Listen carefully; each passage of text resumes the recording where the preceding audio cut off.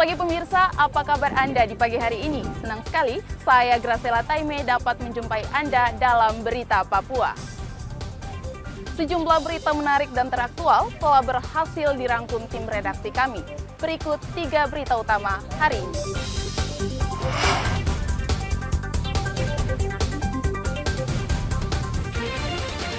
Seorang warga di Kabupaten Yaukimo, Papua Pegunungan ditemukan tewas.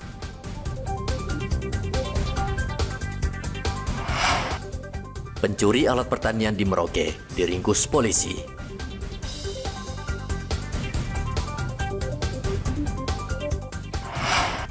Cuaca buruk di Merauke, pedagang keluhkan sepinya wisatawan.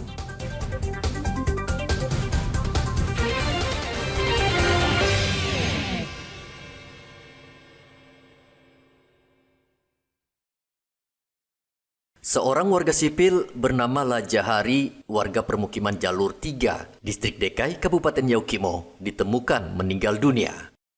Jasadnya tergeletak di Jalan Gunung, Kabupaten Yaukimo, Provinsi Papua Pegunungan pada hari Sabtu. Polres Yaukimo yang mendapat laporan langsung ke lokasi kejadian. Kapolres Yaukimo AKBP Heru Hidayanto mengatakan kondisi jasad penuh luka bekas bacokan. Jasad korban langsung dievakuasi ke Rumah Sakit Umum Daerah Dekai guna perawatan medis. Sampai di TKP benar terlihat seorang laki-laki sudah tergeletak di atas badan jalan dengan luka atau luka bacok, dan korban sudah dalam keadaan meninggal dunia. Sehingga personil gabungan langsung melakukan parameter dan personel reskrim melaksanakan olah TKP. Pelaksanaan olah TKP berjalan lancar. Kemudian selanjutnya personil yang lain melaksanakan evakuasi korban ke Rumah Sakit Umum Daerah Dekai, dan personil yang lain melakukan penyisiran dan pengejaran.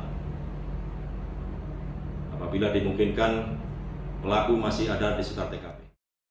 Berdasarkan keterangan istri korban, Lajahari sebelumnya berpamitan untuk mengantarkan barang dagangannya ke seputaran Bandara Dekai Yaukimo.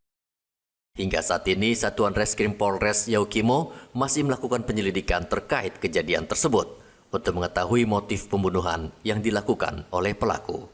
Arthur melaporkan dari Yaukimo, Papua Pegunungan. Setelah mencari selama 3 hari, tim SAR berhasil menemukan seorang korban perahu terbalik di Kalibet, Kabupaten Asmat, Papua Selatan. Korban ditemukan di pinggir Kalibet dengan kondisi meninggal dunia.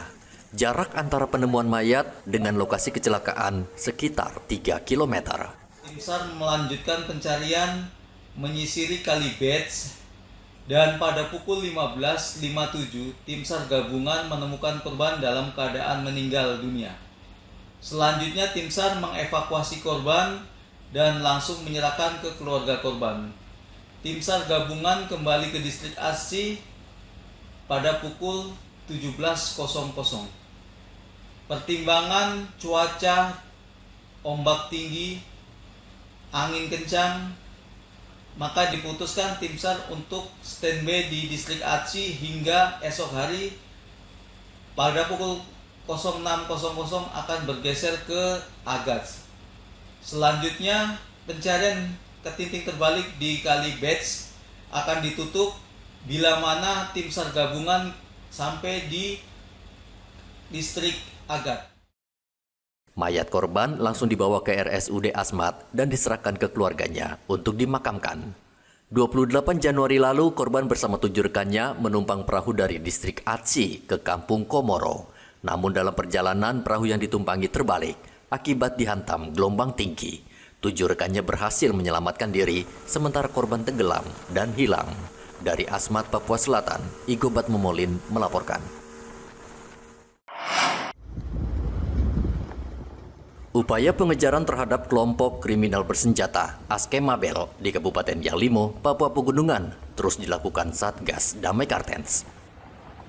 Kepala Operasi Satgas Damai Kartens, Brigjen Faisal Ramadhani, mengungkapkan pengejaran terhadap kelompok kriminal bersenjata Askemabel diperluas.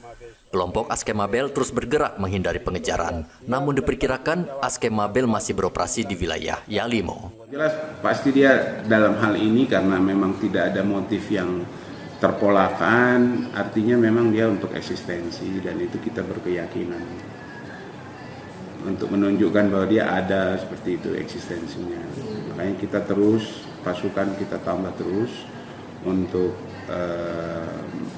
memperluas daerah pengejaran, dan tentunya dalam hal ini dia juga sudah tahu kita sedang melakukan pengejaran dari beberapa informasi sehingga dia terus bergerak, sehingga kita juga memperluas daerah pengejarannya seperti itu. Sementara masih di Yalimo saja, belum di kelompok KKB sendiri kan dia tidak cukup diterima dari beberapa informasi, dan itu menunjukkan memang dia eksistensinya hanya di daerah Yalimo saja.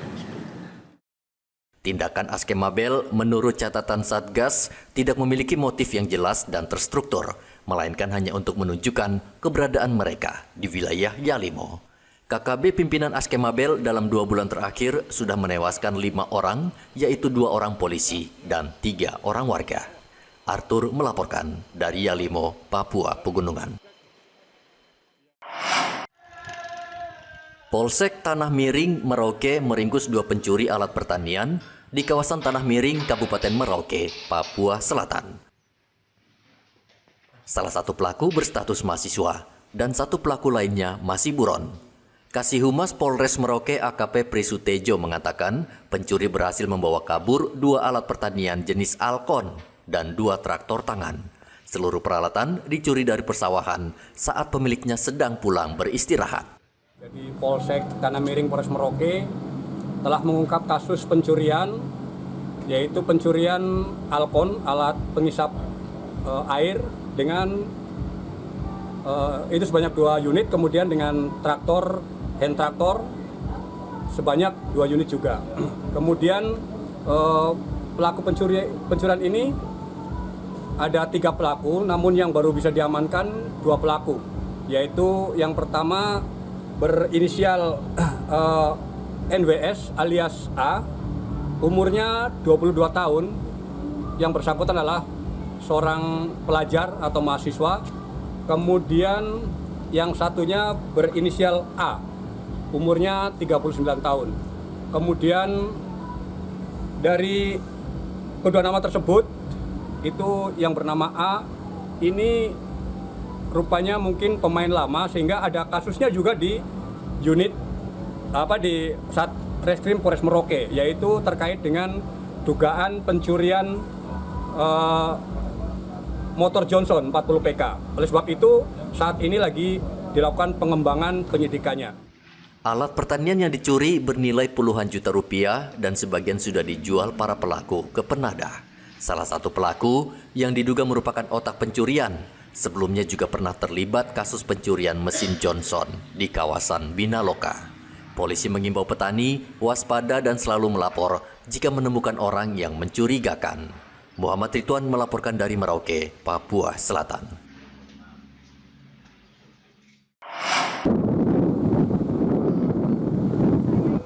Banjirop di Merauke sudah 3 hari terakhir merendam kawasan pantai Lampu 1, Kabupaten Merauke.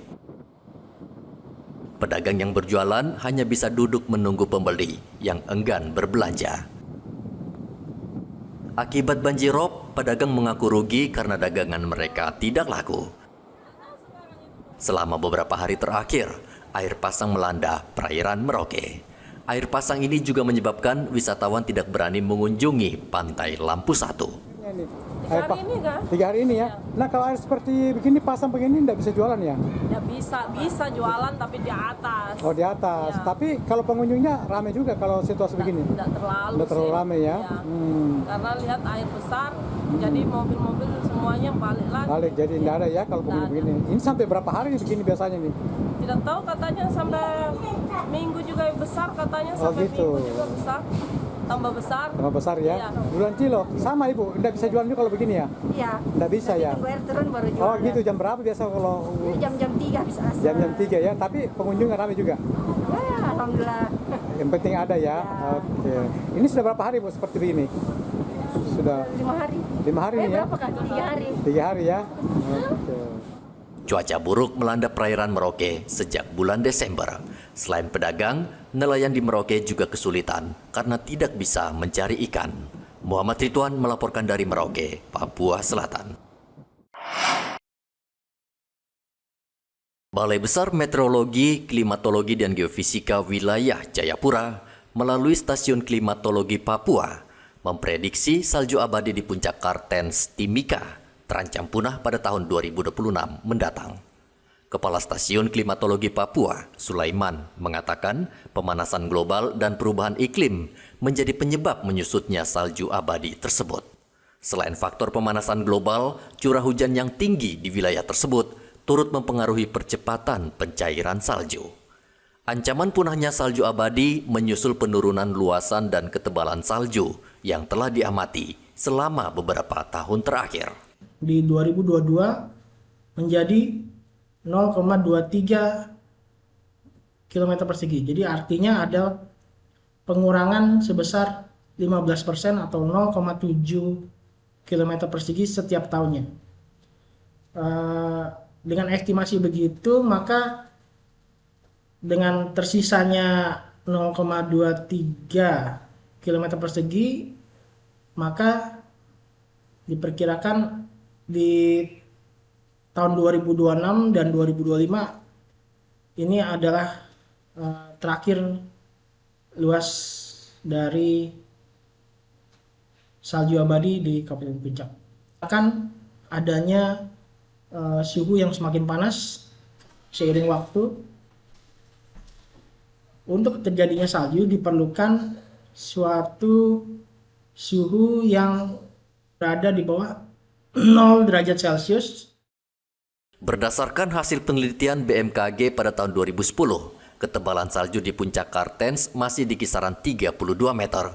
Namun pada tahun 2024, ketebalannya tersisa 4 meter.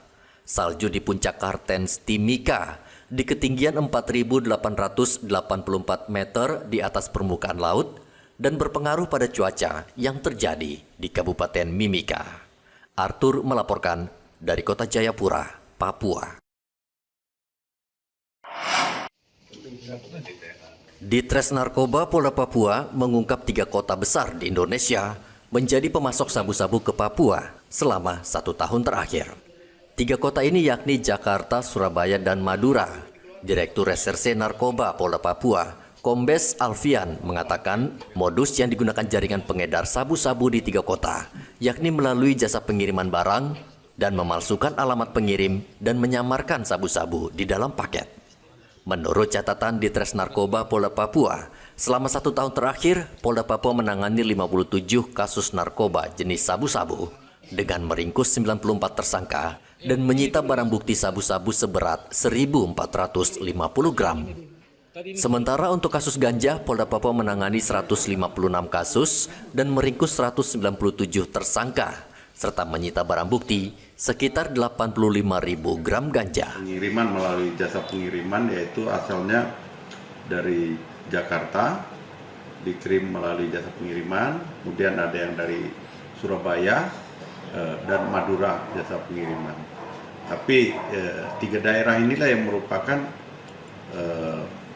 barang, asal barang pengiriman dari barang, yaitu mereka melalui jasa pengiriman. Hambatan dalam melakukan penyelidikan terhadap barang tersebut, mereka ngirim barangnya itu dengan alamat palsu, dan barang tersebut disamarkan, pengirimannya bisa melalui paket tapi dibungkus dengan berbagai macam seperti buku, mungkin knalpot dan sebagainya. Nah, itu kemudian mereka bungkus lagi untuk penyamarannya. Ganja yang masuk ke Papua rata-rata berasal dari Papua New Guinea melalui jalur tikus, pelabuhan, dan darat. Arthur melaporkan dari Kota Jayapura, Papua. Rohani adalah sosok ibu yang kuat dan gigih demi anaknya agar bisa meraih ilmu tinggi. Ibu 4 anak berumur 50 tahun ini berjualan jagung bakar selama 8 tahun hingga mampu membiayai anaknya kuliah di kota Jayapura.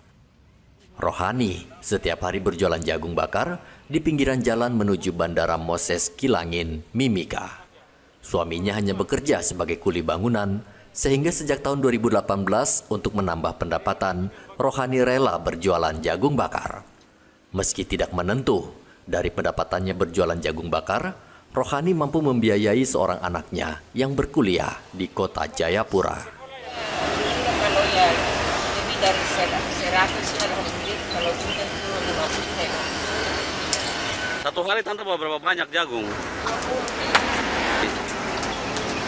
Berarti per hari itu tante bisa dapat cuma paling tinggi 100 atau 150 ya? Itu di hari-hari biasa, di hari Minggu.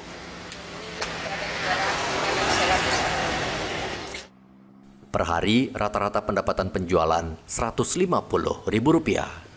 Untuk berjualan jagung bakar, dirinya hanya bermodal kayu bakar, sebuah tenda kecil, serta jagung mentah dan mentega.